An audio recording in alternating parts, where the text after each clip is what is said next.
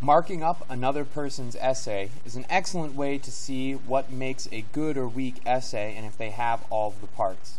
With all the tools Word has to offer, it's very easy to see what each sentence or piece of the passage is actually accomplishing. In class, students were given instructions on how to mark up one of Mr. Angelini's incredible examples. They had to begin by underlining the attention grabber. Like most attention grabbers, it's at the beginning of the sentence, and it's focused on keeping the attention and introducing the general topic of Rome to the audience. You can see with my attention grabber, I was trying to show just how important Rome was, using a few metaphors to catch people's imagination. Next, students had to bold the topic sentence. Again, this is usually at the very beginning of the paragraph and should establish the main idea. With my topic sentence, you can see I did try and use the prompt, by including keywords like turmoil and the end of Rome. I even tried to include a little bit from the learning map, and I definitely focused on what the main idea was, the inability to manage change, which I'll come back to later. A good topic sentence presents that big lesson that students can learn and hang on to.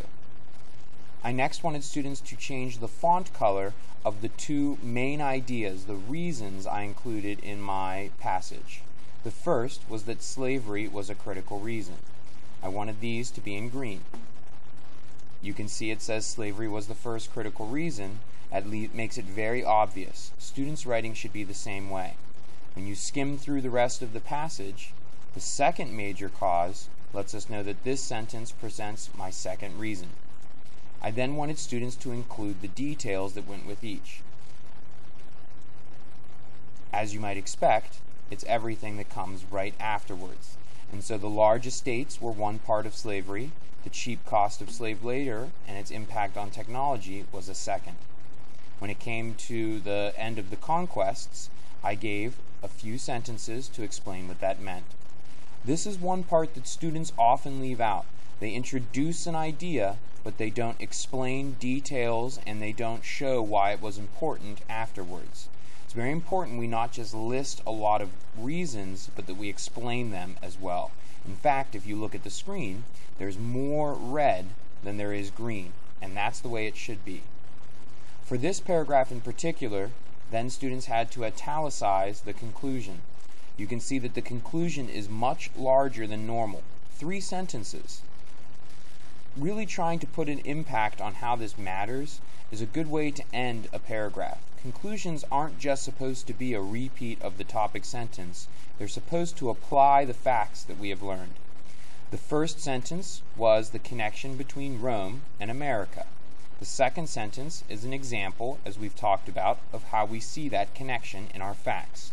And the last example is a very strong statement about what we should be doing today.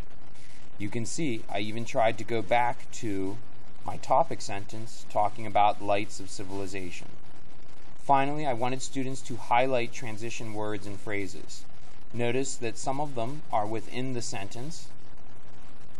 Some of them are at the beginning of the sentence. I tried to create a variety. I didn't want to repeat any. Notice that I didn't use any alsos. And in particular, what I was really trying to do is use these as connecting words. And what that means is it puts us into place or time, or how ideas are related. Without civilizations to conquer shows that this is a result of my first big concept. Even worse, plays this, and as a result, then again connects it once more. For example, makes it very clear what's about to come.